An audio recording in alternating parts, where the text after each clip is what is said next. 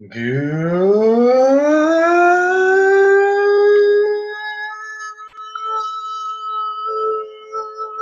evening, SportsZonians. How's everybody doing out there tonight? I am Mike Aglioloro. I am your host. This is Sports Zone. Coming to you live like we do each and every week here via the I-95 Sports and Entertainment Radio Network. We got a good show for you tonight. We'll be joined by Dave Hastings in a matter of moments. And hopefully Eric Trust, even though it doesn't really look that way, but we got a lot to talk about tonight. We're going to run down some of what happened during this past weekend in the NFL. We'll do our picks for next week. And obviously we'll talk a little Red Sox, Yankees, first round ALDS action. I know my cousin David is looking for that. I see him in the chat room. Oh, he did that to himself. But before Hastings comes on, before we talk about anything else, I want to talk a little bit about the fight Saturday night between Khabib Nurmagomedov and Conor McGregor, because I watched this fight. Now, funny story here. I worked over 80 hours last week because I am running a Halloween City in Middletown, a Halloween City that opened 4 days after we were allowed in the building. I wasn't even there the first week that we were actually allowed to work. I had to stay in Newburgh that week. So they set the place up without me, and I wound up working on my day off that Friday to get the place open, and Sunday was actually my first day off in 2 weeks. So I worked all day. David, I see you're muting the. Well, that's nice of you, David. You're a good guy for that. Anyway, I want to tell my story before Mr. Hastings comes on here. So anyway, I worked 2 weeks straight, basically, trying to get this place right. The place still isn't really right, if we're going to be honest, but that's a whole nother story. So anyway, I worked 14 hours on Saturday. I get out of work. I almost curved my car. I'm so damn tired because I forgot that I didn't park right in the spot that you can get out. I parked a little inward, but I didn't care. I was going. Anyway, go to the Buffalo Wild Wings by myself to see if I could get a seat. That was a bad idea, so I got some takeout. I went home. I ate my food. I had my legal live stream all ready, set to watch this fight.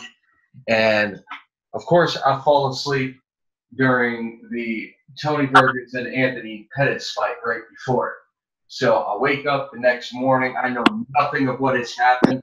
And the service that I watch my illegal live stream on takes the video, so you can go back and watch the video at a later time. So I watched the McGregor Khabib fight Sunday morning, having no idea what will await me when I watch this. And it was a good fight. It was a good fight.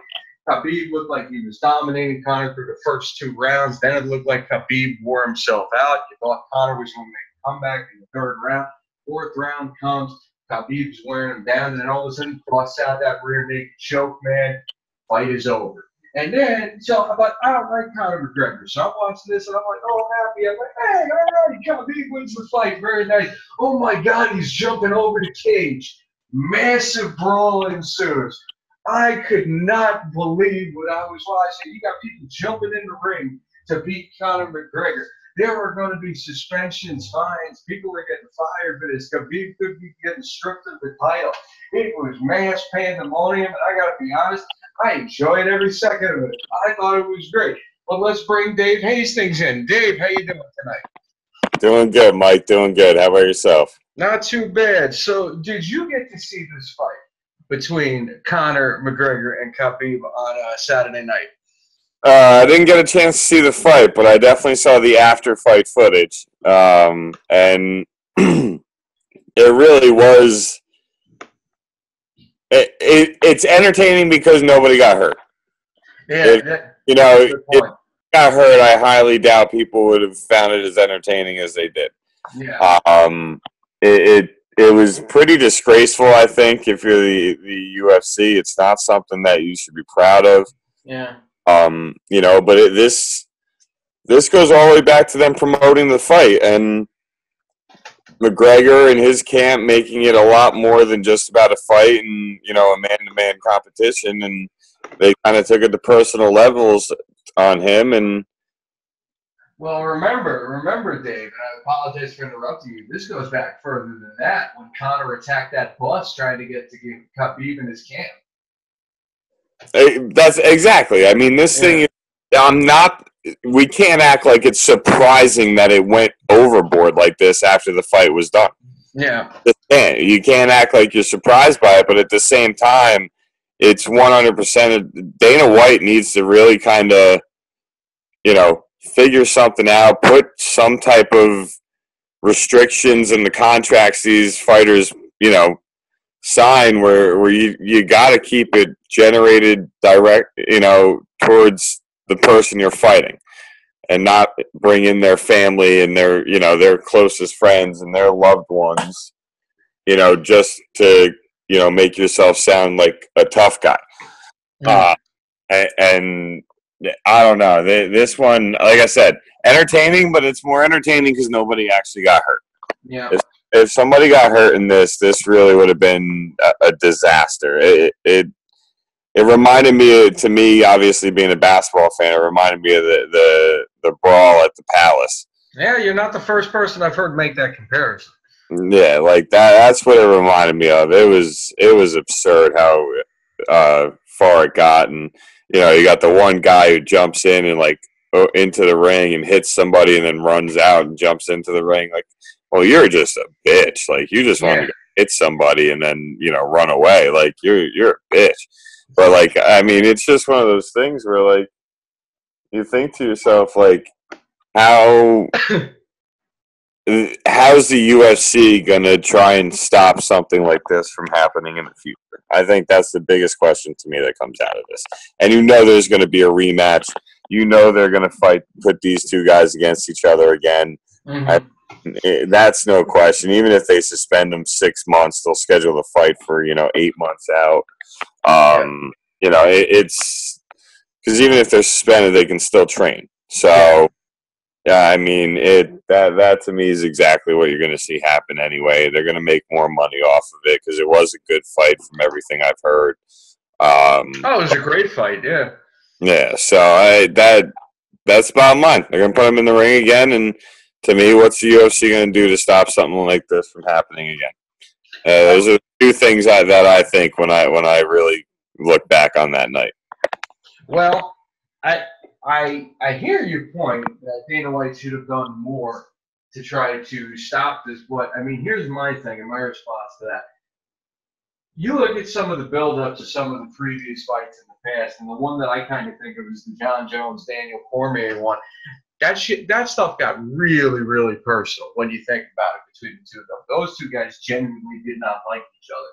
And you look at a lot of build-up to some of the other ones. Unfortunately, the trash talking is kind of part of it. I think the problem is, you could say it's on Dana, and I'm not really going to disagree with you, but to me, Conor, I'm not saying he deserves having 3 guys jump into the octagon and take shots at him, but I'm saying Conor kind of reaped what he sowed on this one. From the bus incident to the political taunts to bringing the guy's father up and everything. Khabib is not a guy who normally shows that much emotion. If you saw the first press conference with the two of them sitting there, he's not a guy who really shows a lot of emotions. Conor, I mean, obviously he didn't get in his head enough to affect the actual fight, but he got in his head enough to the point where he made him that crazy that he's freaking jumping over the ring. To me, and again, I'm more of a novice UFC fan. I think we both are. I think nights like this, we kind of miss having a guy like Dave Tice here who can tell us a little bit more about the history of these guys. But everything I know about Khabib, he's more a silent assassin type. He's not a guy who typically does stuff like this. Conor poked that bear until the bear freaking mauled everyone, in my opinion. So I think that's more the problem, not necessarily Dana White, in that Conor likes to be the big showman. He likes to make himself sound great. He likes to do all these different things. Conor has to learn from this and reel it in a little bit. And if that's on Dana to, I don't know what type of fines you'd be able to levy to prevent something like this from happening. I don't know what rules you'd have to implement to stop something like this from happening. Conor has to rein himself in because one way or another, this all can be traced back to things that Conor did. Yeah, but he will. That's not his personality, and that's not what they pay him for. So there's no way he's reeling it in, because that's what he makes his money off of, is having that personality and being that person. So, like I said, I mean, I won't argue with you. Yeah, did he get what he deserved? Yeah, but he got what he deserved in the ring. After the fight, it's done. Like, there's no justification for people jumping over after a guy just lost the fight and going to try and continue to fight him, especially as a crew. That's nonsense. Yeah. I mean, listen, I get what you're saying. I just think this is a little more on Conor, and I get the whole not his personality. But to me, that's always been part of the problem with Conor, the fact that any sort of restraint is not his personality. And that's one of the reasons I don't like the guy. To me, the guy makes himself out to be a thug. I mean, people call this guy the Muhammad Ali of the UFC, and I don't like that comparison at all. Muhammad Ali had a sense of class that Conor just has never been one to show. And I think whenever, especially Mike, slow down. You can't say that. Muhammad Ali called oh my God, wow, I can't believe I'm blanking right now. The Rumble, before the Rumble in the Jungle. I think I know what George the Gorilla. You're going to compare. You're really going to compare that to anything Conor said about Khabib in the build-up? He called a black man a gorilla. But wait a minute. One of the most disrespectful things you can do. Yeah, but he never forgave him for that. That personally hurt him. I mean, he had to point it. Go ahead. Go ahead. Are you done? Are you there? Oh. I'm with you. I'm good. Okay. I didn't know if you had anything else to say. Listen, I get what you're saying, but I'm sorry. Yes, I get the point you're making, but you look at some of the stuff Conor does. I'm sorry. If that's the worst thing Muhammad Ali ever did, or what, Joe the Bum, or what did he call Joe Frazier? He called him a monkey. He called Joe Frazier a monkey? Yeah. But wait a minute. Can we agree it's different that coming from Muhammad Ali as opposed to it coming from a white guy, though? It doesn't really matter if you're using that type of slang in a room filled with white reporters. I don't know. To me, it's a little bit of a different situation. I get the point you're making. Maybe something I didn't think about. I just think it's totally different. And I'm sorry, if that's the craziest thing he ever did as opposed to some of the stuff Conor does, I'm sorry, Conor's not in his class. Look, let's be honest. If Muhammad Ali came up in this generation, he'd never of social media in the world. Yeah, but you could say that about so many others from the 60s and 70s. You think a show like All in the Family would ever last a season today? That's not what I'm trying to say. What I'm trying to say is that he would probably be just as blown up and blown out of proportion as Conor McGregor could be. Maybe I'm just saying there is the chance that it could have been like that. And I understand you don't like Conor McGregor. I get that. But bottom line is Muhammad Ali was an amazing person. He did so much after his fighting career. He's a great boxer. I loved him. I float like a butterfly, sting like a bee. I'm so quick. I could be in bed before the lights are out. I love Muhammad Ali. And I'm not trying to talk bad about him. I'm just trying to say that if you put the two of them, if you put Ali in today's generation, the type of waves he would make with some of the things he said, even at press conferences back in the day, would be so much more blown up than they were even back then, just as the things that Conor McGregor does get blown up as well. If he said these things back then, it's a little different. That's all I'm trying to say. I get where you're coming from, but I have to be honest. It's a lot. It sounds more towards you that you just dislike McGregor and enjoy the fact that he lost the fight and then also got attacked after the fight. Well, listen, you reap what you sow in this world. So I'm not. I think it's a little bit of both. I think it's a little bit of what I say, and I can definitely. I'll give you a smidge. of what you're saying. I'll give you a little bit of what you're saying there. But anyway, we can end it up. We can end it on that. We can end it on that and keep moving here. So let's talk about the week that was in the NFL. What stood out to you from this weekend's football games? Oh my God! Well, I mean, obviously the Cowboys Sunday nighter was something of just utter disbelief with the punt in the overtime. The Giants, to me, are the most talented bad team in the league. Considering what they did against that Carolina defense, and they didn't even have their Evan Ingram, the tight end threat that they have. I mean, that's something that's losing on a 63-yarder. That's just heartbreaking with the kind of game that they played. First time in over 2 years that they broke over 30 points in a game.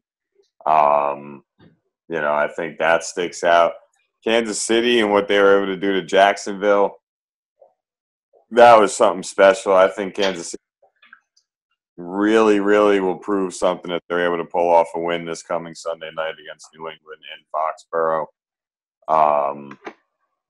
Drew Brees starting to break all the records and move his name up into the upper echelon of the NFL record books. And, that to me is that I'm glad I got to watch his career. I'll put it that way for right now. And I mean, those really are the first things that come to mind. It was actually a really good weekend for football. New England, Indy was even a decent game. Andrew Luck is definitely, I'd say, back to his form. They just need help on that team. So many injuries and talent, so many places. But yeah, those are the things that come to my mind off the top of my head. All right, fair enough. I'll tell you this, man. Yeah, the Giants loss against Carolina is a heartbreaker, but I know you can hear me on this one. I really wish Eric Tressel was with us tonight because we got two things Giant-wise that I would love to hear his opinion on, because you got that Odell Beckham Jr. interview that comes out before the game, and then you got Eric Flowers being waived by the Giants today. The Beckham thing, I don't understand why guys put themselves in this position, especially someone like Beckham. I know he's shown a propensity to just like to talk to hear himself talk, but I saw that interview he did for ESPN, and just some of the things. Just why do you feel the need to come out and say these things? What did you think about that thought? Yeah, I mean, really, to me, he's gotten better with his antics on the field when he knows, he's playing, but it's kind of ridiculous that he literally just doesn't know when to just kind of say the run-of-the-mill answer. And I have no issue with players speaking their mind and doing what they got to do, but you don't do it to the media first. Like, you talk with your teammates. You don't have them get blindsided with that. And then the worst part is it comes after, the loss. That's when most of them probably found out about the interview. So it's just one of those things where you're just like, you've got to be kidding me. Yeah, absolutely. And then Flowers gets released today, which I think we all kind of saw coming. It is what it is on that one. Just another wasted first-round pick. But give it up to the Cleveland Browns.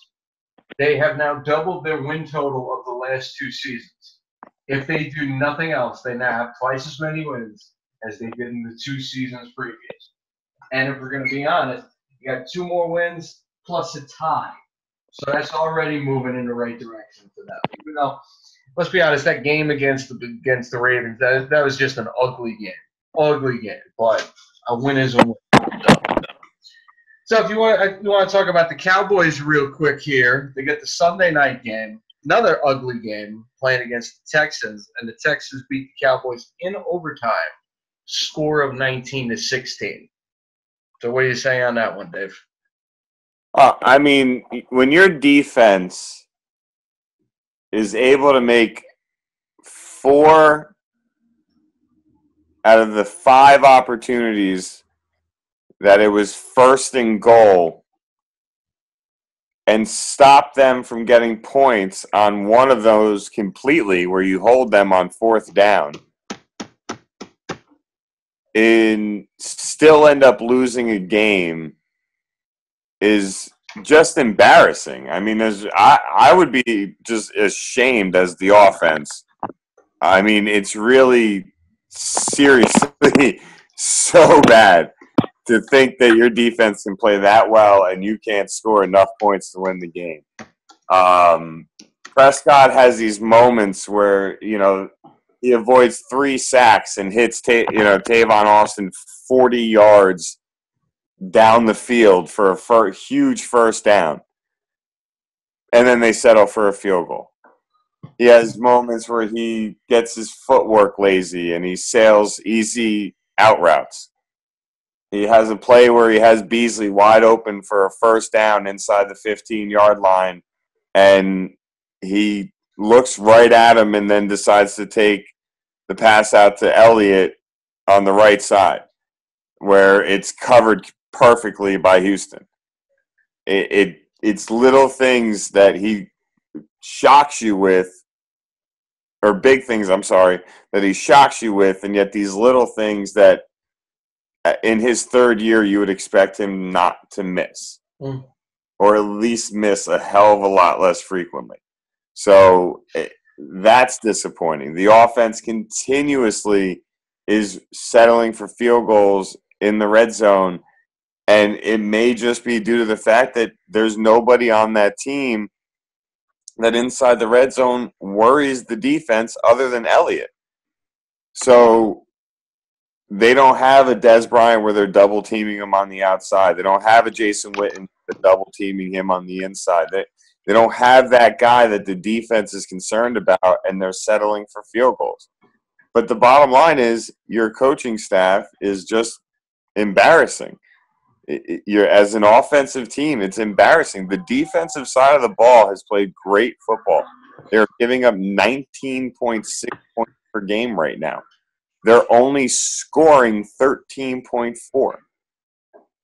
The NFL is on a record pace to score more points than they've ever scored by over 1,000 right now. And Dallas can't even score 2 touchdowns a game. No. So I hate the call to go punt it on 4th and 1. To me, that's playing for the tie. That's not playing for the win. And I hate that. I think that's just absurd. It's football. You play to win. We all know it. We all know Herm. You play to win the game. So it's so disappointing to see a head coach choose to do that on 4th and 1. I get it. I've watched it. I've seen the spot of the ball. Yes, it was a long 1 yard. But in the last 3 years since Dallas has drafted Zeke, they've gone for it on 4th and 1 19 times. They've converted 18. And if you're that confident your team can pull off a 3 and out, well then guess what? Go for it on their own, on the defense's 42-yard line. Go for it on Houston's side of the ball, and still trust that your defense can force a 3 and out.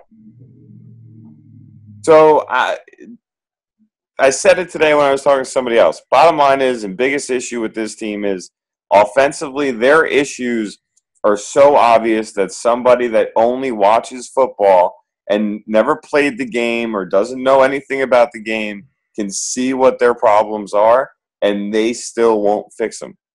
And it's embarrassing. So that's my rant. I'm so glad I was able to get this out. I know I got to leave you early tonight, so thank you for giving me that opportunity, because holy crap. Headache. Absolutely. They're going to get owned by Jacksonville. It's going to be so bad. Yeah, it's going to be terrible. It's going to be terrible. But, on the bright side, Prescott was able to run the ball 6 times for 34 yards. So you got that, because I know that's something you've been talking about. So is that a bright spot for you or no? No, because most of the time he was running for his life. It wasn't a designed run play. Oh, damn. Yeah. Huh. Yeah, I'm They not. were scrambles. They weren't designed. They weren't RPOs or any type of design run play. Yeah, I apologize. I got someone from my job texting me right now.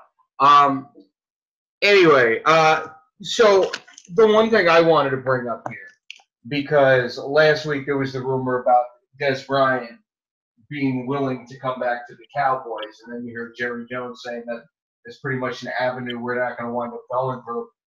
Do you think there's a chance that winds up happening, and would you bring him back at this point? I mean, as a fan, yeah, I would definitely bring him back. They don't have a threat. I'm sorry, they do not have a guy on that offense besides Elliott that the defense is concerned with. And unless you do, it doesn't matter. So I would definitely bring him back. But as a team, they won't do that. You bring him back, that is blatantly admitting you messed that up, and you should never have let him go in the first place. Yeah. Yeah, absolutely. Listen, I think at this point it wouldn't hurt to bring him back, especially if he's willing. If he's willing to come after everything that's happened, I definitely wouldn't mind seeing him back. But let's be honest, I don't really think. Obviously Jones is going to make the decision here. Jones is going to make the decision here, but I think this is more of a case. I think this is about the coaching staff. I think there is a rift between him and Dak Prescott. And I think they just don't want to deal with him at this point. And I think Jerry's kind of playing a little bit of mediator, and he's taking the side of his coaching staff, which, if I'm right, is rare because you never really see him taking the side of the coaching staff. So, well, your cousin David brings up a good point in the chat room. Jerry Jones did come out and say that Cowboys haven't had a number one wide receiver in years. And David, I can see why you think that's a big shot, but really, if you think about it, the last 3 years that Dez was on the team, one of them he missed, I think, 10 games, and the other one he missed a couple games as well. And then his last year with Dallas was his worst year ever with Dallas. So really, it's a true statement because they really haven't had a number one wide receiver in years with the injuries to Dez and the lack of connection between him and Prescott. I mean, dude, more than his first 4 years in the league, his first 7. From 2010 to 2017, his first 6 with Romo. I mean, what they did together was, it was special. They played 6 years together, and Romo and Dez made each other better. Dez saved Romo on a lot of throws, and any Cowboy fan will tell you he definitely did. And, man, were there times where Romo just dropped it on him, and all he had to do was catch and run or jump up and catch it, and it was money. But all in all, if you really think about it, his last 3 seasons with Dallas, really, he wasn't looked at as a number one wide receiver by most teams. Yeah. What do you got here? His first 4 years in the leagues were good. Comment made me think that Jerry Jones was referring to Irvin. Well, I think that would be a reference to Irvin in that if he's saying they haven't had a number one in years, you look, it's either Irvin or T.O. So yeah, I see the point on that one. But, for Jones to come out and say that, I can agree that Dez didn't exactly look like a legitimate number one receiver the last couple of years. But for them to say they haven't had one in a while, I don't know how you say that against Des Bryant. Dez at one point for you was a top 10 receiver. So, all right, Dave, I think we took a little too much time here, but let's go through our picks real quick. So we're picking – let's recap last week. You and me both went 3-0 last week. We're sitting at 9-5-1. Eric went 2-1. He is now 7-7-1. And I double-checked my work on that because I know I've been making mistakes in the scorekeeping here the last couple of weeks. I got it. I think we're good. All right, set of games we're picking here. We're going to start with the Thursday night game. We got Philadelphia taking on the New York Giants. Dave, who you got? I think Philly takes this game. Even with the injury to Ajayi, I think offensively they have more talent. They're just as talented, if not more talented than the Giants. That offensive line they have is really good. And defensively, they can get to the quarterback without having to blitz. So that doesn't spell good things for the Giants, and I think you got to take Philly on this one. Yeah, I'm with you on that one. I think it would be a close game, but I think just the way the Giants are right now, coming off the heartbreaking loss. Now you got the Odell stuff building back up again, and you got the short week now too.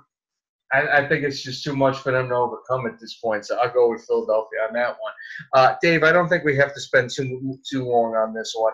Jacksonville, Dallas. Unless Dallas's defense is able to score points themselves, there's no way they win this game. I got Jacksonville winning pretty big, too. Yep, me too. Me too. So now we have, and I believe it's the Monday night game. You have Kansas City taking on New England. Now, twice in the last 4 years, we have seen an early season matchup between Kansas City and New England turn into an absolute blowout win for the Chiefs. And then all the talk starts about, are the Patriots done? Are the Patriots done? You look at the way the Chiefs have played over the first few weeks of the season, and you look at the way that the Patriots have played over the first few weeks of the season. I don't think anybody would be surprised I'm taking the Chiefs to win this game, but who do you got? Though I do believe Belichick is going to throw things at Mahomes that he's never seen and, really kind of have him, experiencing things that he's not gone through on a football field. I don't see how New England has enough to be able to keep up with this Kansas City team. And the one thing Belichick's always struggled against has been a scrambling quarterback. It's the one thing his defenses have always, seemed to have, struggles against. So, oh, God, this is going to be an amazing game. It's Sunday Night Football, by the way. Yeah, no, I noticed that. I was wrong, yes. But oh, man, I'm so torn on this one. I am going to take Kansas City. I think they undefeated. Honestly, if this was later in the season, I think we would pick the Patriots in this. But because it's early in the season, I mean, what? It was week 4 when it happened a few years ago. I think it was the first week of the season it happened last year. And now you got week 6. I think you got to pick Kansas City on this. All right, Dave, I know you're getting out of here, man. I want to thank you for coming on. Do you have any last words? Man, I hope Dallas makes some type of move with their coaching staff before the season's over and kind of sends a message. Outside of that, always a pleasure. Thanks for having me, and until next week. Dave, have a good night, my friend. Dave Hastings, everybody. All right, so we got a few minutes left here, and I do want to talk some baseball. And unfortunately, we don't have Eric on tonight, but we do have my cousin David listening in. So, Dave, I'm turning the mute off on you. Let's talk a minute here. Now, it is my own personal belief that Aaron Boone will never do anything to make you not want to have him fired. But let's hear from you a little bit here. I'm going to pull up the score of the game tonight. Dave, first of all, how you doing, cuz? I'm doing good. Good. Can you hear me? I can hear you. I can hear you fine, man. Okay. Yeah. All right, so I'm sure you have a lot you would like to say about last night's game where they lost. What did the final score wind up being again? I know it was 15-1 to 1 point. What was it, 17-1? 16-1. Okay, so you lost by 2 touchdowns and a safety there. And right now, it looks like you're down 4-0. It's nauseating. It's been nauseating. Okay. To think that Boston's going to win 2 games at the stadium. Okay. Can you really put this all on Aaron Boone now? Yes. Really? Yes. Okay, I need an explanation here because at some point you have to bring the actual players here. No, actually, I think if you really look at the games, when teams are this bad, it really starts at the top. And he might be a very good regular season manager. Wait a minute. You didn't even like him in the regular season. You wanted to fire him a month into the season. I didn't like him in the regular season either. You wanted to fire him in a day into the season. The minute he was at the press conference. I think first of all, this team is very good. Anybody could manage this team to 100 wins. So he doesn't really get points from me on that one. Wait a minute.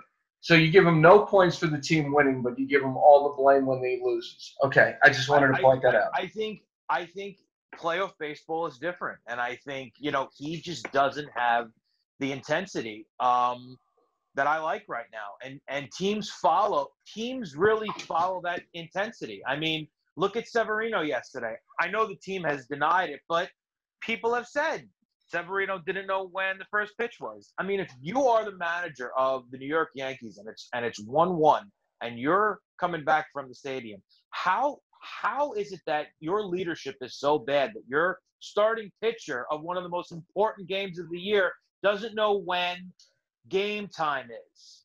It all starts with him. I mean, I put on Facebook yesterday, Girardi got them one game from the World Series. The Yankees are taking a step back. How do you justify keeping him? You can't. But that's not all on him. Some of it is on the players. I'm sorry, Severino is a grown-ass man. If you don't know what game time is, I don't understand how that doesn't at least partially fall on him. You don't know what game time is? I'm sorry, what are you doing in the uniform? You kind of are putting that on both. Because unfortunately, he is the leader of this team. But Severino is a grown man responsible for his own actions. He should know when he has to go to work. Right. Well, that's true. But unfortunately, when it's baseball and it's sports and it's professionalism, the managers are the ones that take the heat whenever players don't do well. Yeah, but go ahead, Dave. I apologize. No. I mean, can you not say that the Boston? I forgot the Boston manager. Alex Cora. Cora. You can't say that Alex Cora is out managing Aaron Boone right now. That's I don't know. That's just unacceptable to me. I don't really think that's a fair comparison and here's something that will actually make your point for you a little bit. Cora actually did have coaching experience. Everybody thought he was going to be a future head coach for at least the last 3 or 4 years because he has experience that Boone hasn't. I know I kind of just made your point for you, but I don't think anybody is going to look at the two coaches and pick Boone over Cora. If that's your point there, I mean, you're going to win that one every time, but that's like multiplying by 0. That doesn't really mean much. Yeah, I mean, look, that's true, but I don't know. I just think, if you're going to really reassess the team, the Yankees have taken a step back, and you got to blame the person who's in charge. Here's my problem with that. If you want to blame the person in charge who you knew you were putting in a position where he never managed a game before, never coached a game before, and you knew there was going to be some growing pains with them, you also have to look at the season that Gary Sanchez had. You have to look at the season that Greg Bird had. Severino, I'm sorry, at what point do we say Severino is not a big game pitcher? And I like Severino as a pitcher, but look at what he did last postseason. Look at what he did this postseason. Here's the one thing I'll give you. He should have probably pulled Severino early. He should have probably had a quick hook with that. My brother made the point earlier, why are you going to bring Lance Lynn in with the bases loaded? That's a good point to make. Those are bad decisions, but in the end, those are mistakes that you know a first-year manager is going to make. Now, maybe you shouldn't be giving the first-year manager a team that was one game away from the World Series. All right, fine, but he's still a first-year manager. You have to expect some growing pains with him, is all I'm going to say.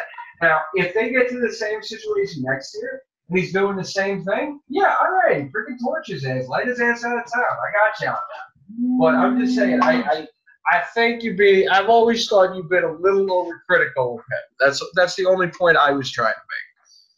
Well, I mean, look, I'm critical because, I know in sports these windows can be very tight to try to win a World Series. And, Girardi for the longest time, like him or hate him, for 8 years, I mean, you could fact check me on this, but I think every year the Yankees were over 500, and some of those teams were not very good. And to sort of pull the rug out from him the last year, I just think that wasn't fair. I personally think Girardi would have led this team to 120 wins. I don't know if I agree with you on that because you look at Stanton's struggles this year. Sanchez, I mean, he wouldn't have been able to do anything about the injuries that Sanchez had. The fact that he started off the season not even hitting 200. Like, he still had the power and everything. A lot of players on this team took a step back. And, some Torres and Andujar are great. They have struggles too. Torres has his mental lapses and everything. Andujar, Kurt, is not too great with the glove and everything. Judge was out for 2 months and may very well still be kind of working himself back in the game shape for all we know. I know he had a couple big games, but you can't tell me he's 100% recovered at this point. Well, I actually disagree with you there. I actually think Aaron Judge is. I mean, he's hitting 500 in the playoffs. So, I mean, when you're hitting 500, I think you're pretty much recovered there. He's really the only person hitting. I mean, Gary Sanchez just hit a double now, and they got 1 on 1 out. But, whenever you have this window of because, the Yankees could be great the next 5 years. And I think they'll still be great. It doesn't matter. To me, it doesn't matter who's managing. I think Boone gets at least 1 more year. But I definitely think that. Go ahead, make your final point here, Dave. Let's just put it this way. For Aaron Boone's sake, let's just hope they win tonight. I don't think he gets run out of town if they lose tonight, though. I can't see that happening because Cashman does not make a move like this without realizing there's going to be some growing pains here. I think you get him. I think you get him at least 1 more year, and I'm happy I have you here because my final point before we get out of here is I'm sick of hearing you saying that you want to trade managers with the New York Mets. You do not want to trade managers with the New York Mets. Stop it. I've never seen a Yankee fan act more like a Mets fan, except when they win, than you do. It's like, oh, my God, you have everything. You have the 27 rings and everything. You don't get to act like the sky is falling all the time. Good God. All right. I like Mickey Callaway. I don't always like Mickey Callaway. But I'll tell you this. You take June out of the equation, the Mets were an over 500 team this year. Anyway, it's time for us to get out of here. David Aguilera, thank you so much for joining me tonight. Thank you to Dave Hastings for coming on. Hopefully we get Art back next week. I am your host, Mike Aguilera. This is SportsZone, and we will see y'all next week.